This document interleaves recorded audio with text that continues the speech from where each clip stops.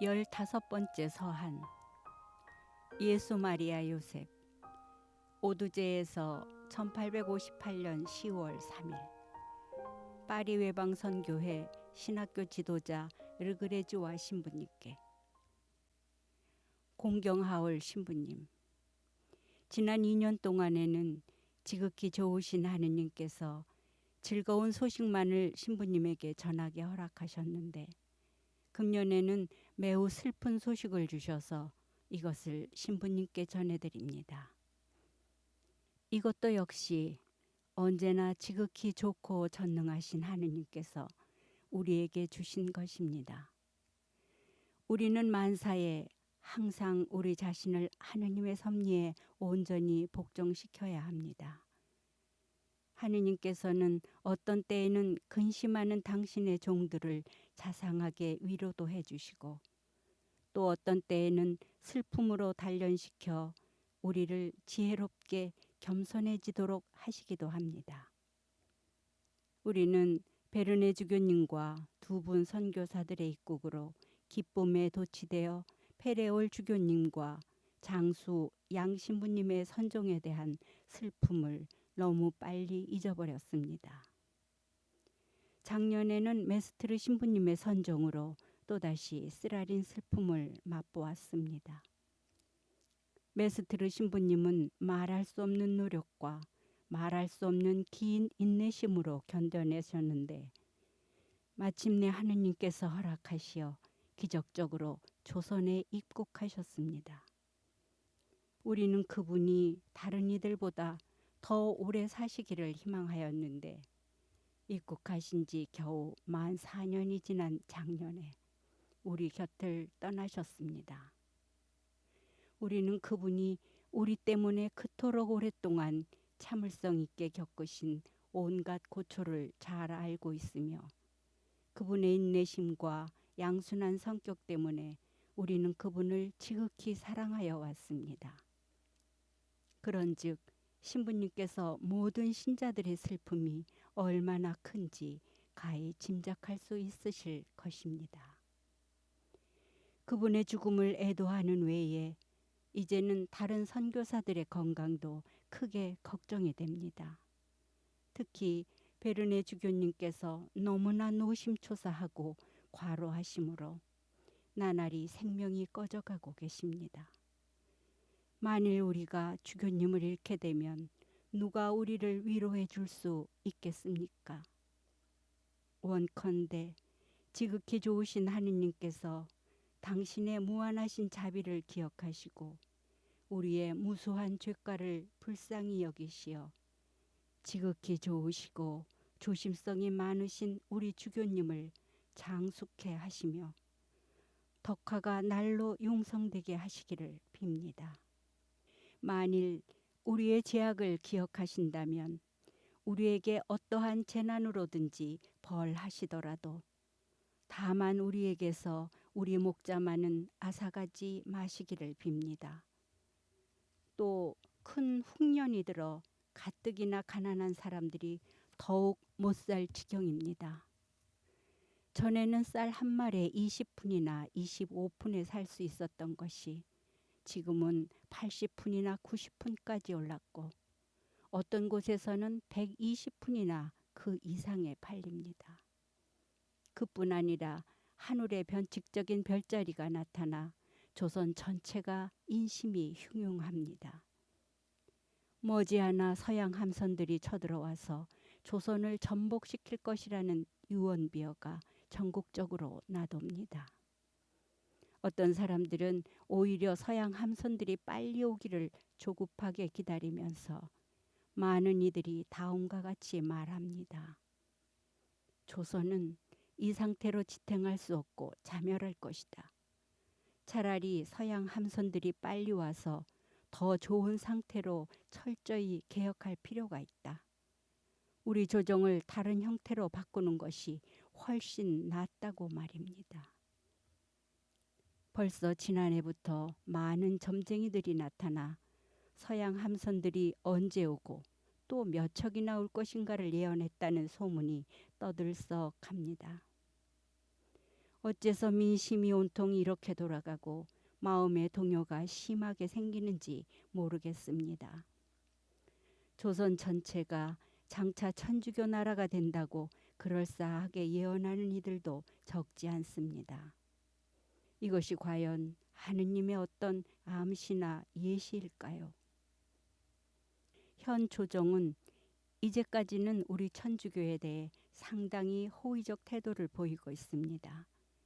현 정권을 잡은 대신들은 안동 권씨 집안 출신들인데 이들은 일반적으로 신자들에게 지나친 적대감을 보이지 않고 있습니다. 이들은 특히 서양 선교사들이 조선에 있는 줄 잘 알고 있으면서도 전혀 모르는 척하고 있습니다. 그래서 전국적인 잔혹한 박해는 없습니다만 그렇다고 해서 천주교를 전파하고 천주교에 입교하는 데 자유가 있다는 것은 아닙니다. 천주교를 금하는 박해령이 엄연히 존재하고 있으므로 누구든지 자기 마음대로 신자들을 괴롭힙니다. 즉 마음이 착한 관원들은 천주교인들을 묵인하지만 마음이 악한 관원들은 교우들을 괴롭히거나 그들의 재물을 빼앗기 위해 박해합니다. 더구나 하느님의 부르심을 받은 이들이 즉시 모든 세속적 굴레에서 벗어나 그리스도께 헌신하지 못하고 교회의 자유가 올 때까지 망설이는 이들도 많습니다. 그들은 천주교의 진리를 깨닫고 하느님의 은총으로 충종되어 한편으로는 신앙을 포옹할 필요성을 느낍니다. 그러나 다른 한편으로는 언제 일어날지 모르는 박해를 만나면 극도의 어려움과 위협에 빠지게 될 것이므로 차라리 종교의 완전한 자유가 공식적으로 선포될 때까지 기다리는 것이 현명하다고 생각합니다. 떠도는 소문으로는 머지않은 장래에 종교의 자유가 선포되리라고 예언하는 사람이 많다고 합니다. 그 종교의 자유가 왔을 때 별다른 손해 없이 자기의 구원을 얻으리라고 계산하는 것입니다. 그러나 종교 박해의 위험을 대수롭지 않게 여기고 모든 난관을 극복하며 용맹하고 굳세게 하느님의 부르심에 응하는 사람들도 있습니다.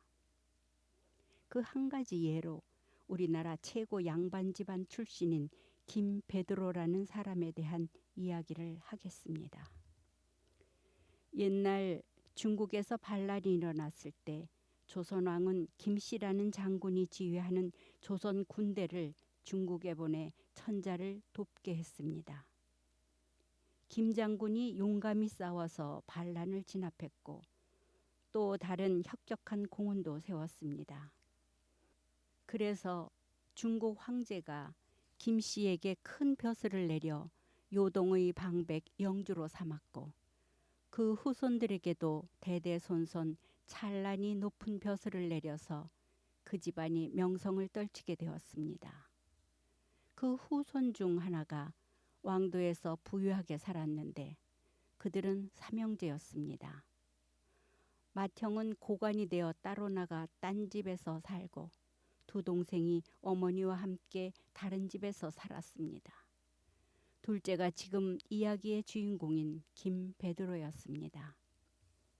김 베드로는 24살쯤 될 때까지 그와 비슷한 운명을 타고난 처지의 자식들이 흔히 살아가는 방식대로 온갖 악덕을 저지르며 살았습니다. 그는 자기 나이 또래들보다 훨씬 더 주색잡기로 방탕하였습니다. 그는 호기심과 사치심에서 여러 시골 지방을 요람하였습니다. 그리고 수많은 여인을 첩으로 삼았는데 자기 말로는 넷이라고 합니다. 그는 마음의 안정을 얻기 위하여 처음에는 토속신앙을 믿었다가 조선 안에 떠돌아다니는 그 밖의 모든 종교를 다 믿어보았습니다. 그러나 그 어느 종교에서도 마음의 만족을 얻지 못하였습니다. 그들 종교 안에서 합당한 진리도 발견하지 못하였습니다. 마침내 천주교 교리를 찾기 시작하였습니다. 그가 천주교 교리를 처음 들었을 때는 전부가 다 진리인 듯이 보이지는 아니하였습니다. 그러나 그 천주교 신앙 때문에 스스로 목숨을 기꺼이 버리는 순교자들이 많은 것을 보고서 그 종교 안에 무슨 위력이 있는 줄로 깨닫고 심사숙고하게 되었습니다. 그러나 자기에게 천주교 교리를 가르쳐줄 신자를 찾을 방법이 없었습니다. 어느 날 베드로는 자기의 어떤 친구가 그가 살던 곳에서 상당히 멀리 떨어진 시골에 내려가 살고 있다는 소문을 들었습니다. 그 친구가 자기 고향을 버리고 사람이 접근할 수 없는 험악한 산속에서 은둔 생활을 한다는 소문이었습니다. 그래서 그가 천주교 신자가 되었을지도 모른다는 의심을 갖게 되었습니다. 그래서 그를 찾으러 길을 떠났습니다. 여러 날 만에 그 친구가 몇몇 교우들과 함께 살고 있는 마을에 도착하였습니다. 마을 이장과 주민들은 그를 대하는 눈초리가 사나웠습니다. 그 친구는 한편으로 천주교를 알고 싶어하는 베드로의 생각을 전적으로 물리치면서도 다른 한편으로는 자기가 천주교 신자임을 어느 정도 자연스럽게 보여주면서 베드로의 진리에 굶주린 영혼을 최대한 진정시켜 주었습니다. 그래서 베드로는 자기 친구가 정말로 천주교 신자가 되었다는 것을 눈치챘습니다. 그 친구는 처음에는 베드로의 성실성을 믿지 못하여 속마음을 주지 않고 진리를 말하려 하지 않았습니다. 그러나 베드로는 자기가 찾고 있는 진리를 가르쳐 달라고 졸랐습니다. 그리하여 자기 친구와 그 마을의 신자들의 말과 행동을 보고서 확신을 얻게 되었습니다. 그는 즉시 천주교에 입교할 결심을 하고 이 결심을 사람들 앞에서 선언하였습니다. 베드로는 다음 날부터 천주경, 성모경, 천주십계, 신덕송, 망덕송, 애독송을 배워 암송하였습니다. 그는 친구와 작별하고 다시 길을 떠나 서울집으로 돌아왔습니다. 귀갓길에 많은 친구들과 여러 연인들을 만났으나 지난날 그들과의 사귐을 단호히 물리치고 자기 자신을 극복하였습니다. 집에 돌아오니 또 끊어버리고 싸워서 더 큰 승리를 거두어야 할 대상이 많았습니다. 그는 모친과 형제들, 아내는 이미 사망하였으나 첩들, 남종, 여종, 가문의 세력, 조상들의 위패, 매우 많은 친구, 친척, 굉장한 논밭 등을 가지고 있었습니다. 그는 이 모든 것과 싸워야 했습니다. 그중 한 가지라도 남겨두면 적을 정복하지 못하고 승리가 위태롭게 되는 것들이었습니다. 특히 모친의 반대가 심했습니다. 그는 자기의 결심을 모친에게 밝히면서 천주교의 주요한 진리들을 설명하였습니다. 그러면서 모친도 자기와 함께 천주교 신앙을 믿기를 바란다고 권고하였습니다. 그러나 모친은 전혀 들으려 하지 않았을 뿐만 아니라 격분하여 울고 불고 협박까지 하면서 그의 결심을 되돌리려고 노력하였습니다. 모친은 그러한 협박이 아무 성과가 없음을 보자 그의 큰아들에게 일러서 동생을 죽이라고 명하겠다고 엄포를 놓았습니다. 그러나 베드로는 전혀 겁내지 않고 다음과 같이 대답하였습니다. 저는 어머니와 형님에 의하여 기쁘게 죽을 각오가 되어 있습니다.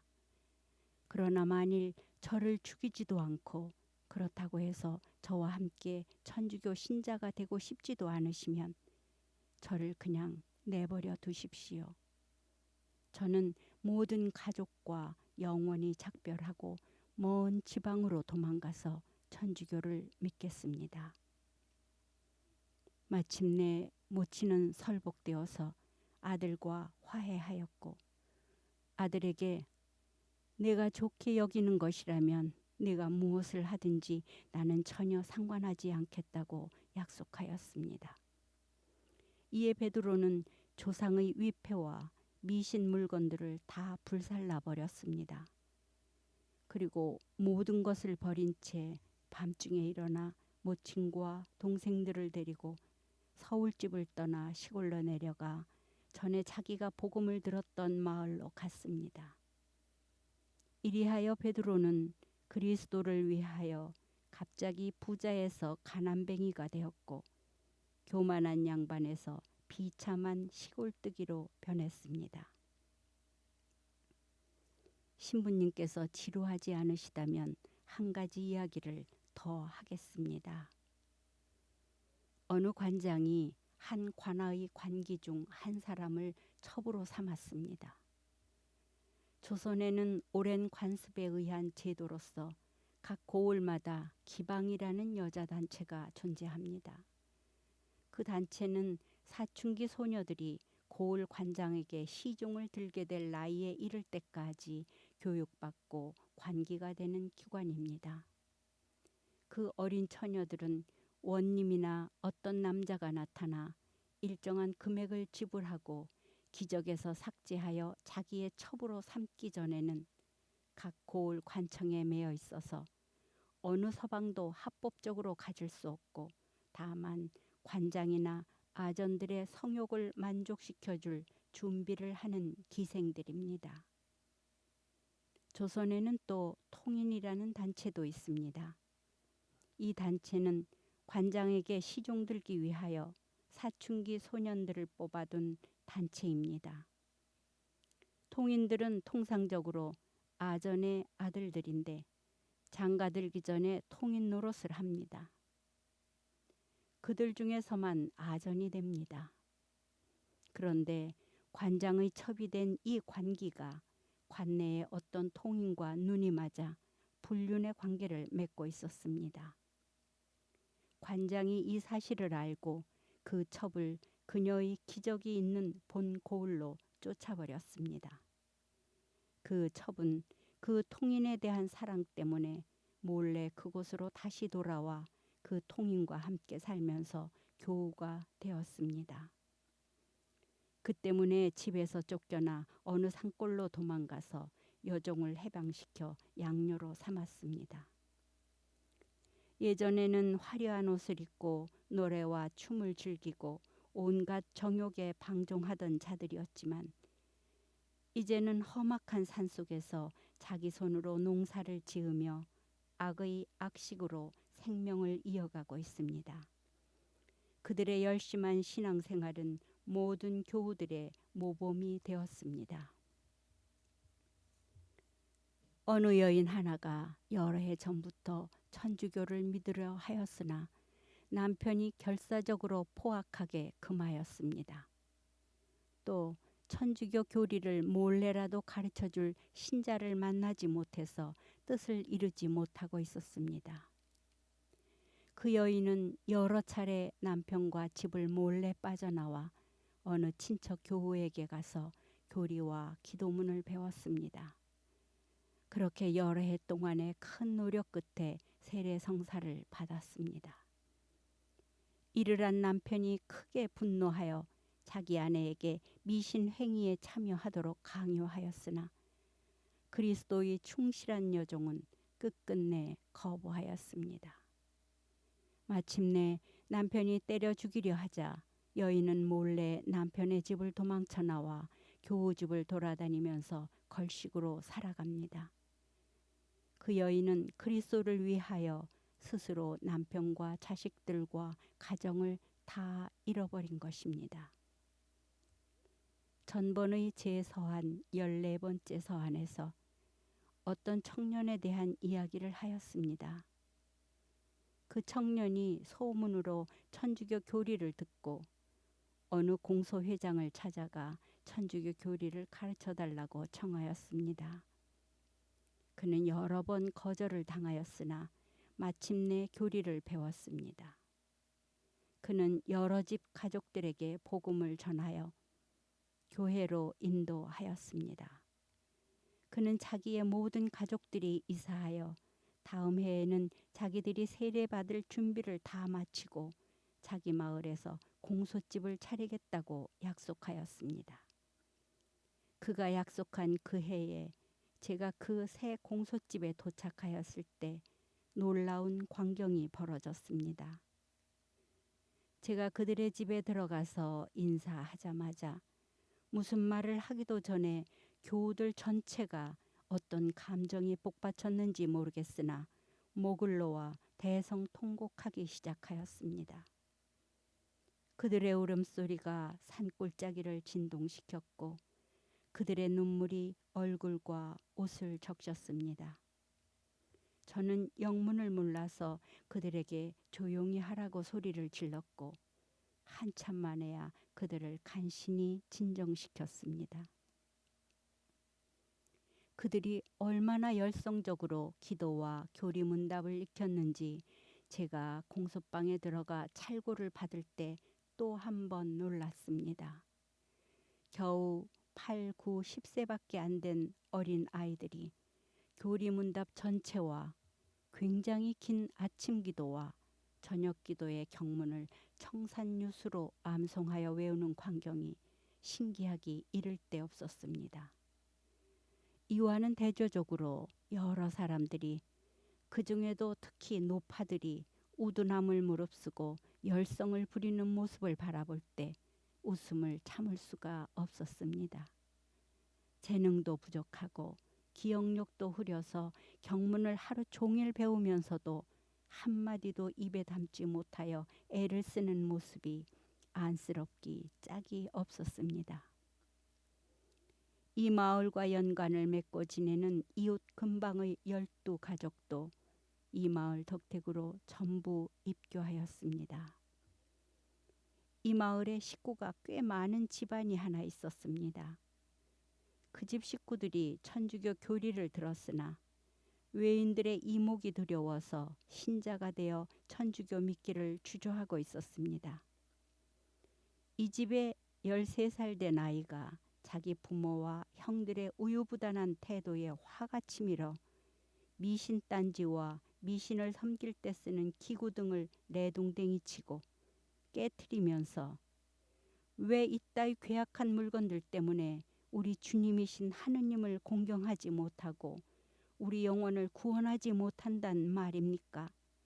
하고 말하였습니다. 꼬마가 한바탕 소란을 피운 다음 온 집안이 천주교를 믿기로 결심하였습니다. 그 해에 예비 신자들이 상당히 많아서 400명이 넘었으나 영세자는 많지 않았습니다. 왜냐하면 주교님께서 사본문답을 전부 완전히 배우지 못한 자에게는 세례성사를 주지 말라고 명하셨기 때문입니다. 사실 사본문답 전체를 완벽하게 익혀서 세례 준비를 마치는 사람은 소수에 불과합니다. 사본문답을 전부 배우자면 몇 해가 걸려야 하는 사람이 대다수입니다. 심지어는 죽을 때까지 교리 공부를 하여도 사본문답을 다 떼지 못하는 사람도 있습니다. 이 서한의 첫머리에서 1858년 7월 26일에 신부님께서 보내주신 서한과 회람 공문에 대해 감사를 드리려 했는데 깜빡 잊었습니다. 이 공문을 보고 동료 신부님들한테서 들었던 것보다 더 많은 것을 자세히 알게 되었습니다. 작년에 주교님의 허락을 받고 신부님께 여러 가지를 청구하였는데 아직도 보내시지 않았다면 신속히 고하시어 기회가 있는 대로 빨리 보내주십시오. 이번에 또 한 가지를 청구하겠습니다. 서양 음악을 여러 가지 음향으로 소리가 잘 나게 연주할 수 있는 견고하게 만들어진 악기를 하나 보내주십시오. 여러 개의 건반이 딸려있는 약 30프랑짜리의 것으로 보내주십시오. 대금은 제가 주교님께 올리겠습니다. 또 무엇보다도 저 자신과 저의 신자들을 위해 신부님께서 열절하신 기도를 많이 드려주시기를 청합니다.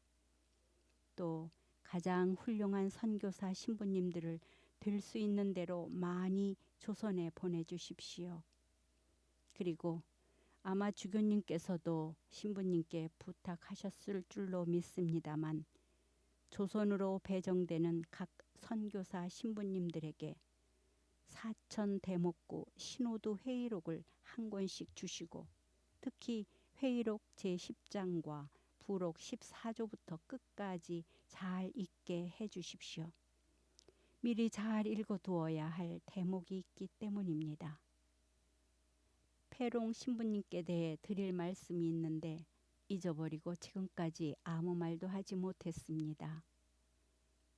패롱 신부님께 대하여 할 이야기가 참으로 많습니다. 그러나 장황하게 말씀드리는 것은 부질없는 짓으로 여겨집니다. 다만 한마디로 요약해서 말씀드리면 우리 둘은 서로 단짝입니다. 패롱 신부님은 지금 건강하게 잘 있습니다. 신자들한테 사랑도 아주 많이 받고 있습니다. 공경하올 스승님께 지극히 순종하는 조선 포교지의 아들 최 토마스가 올립니다.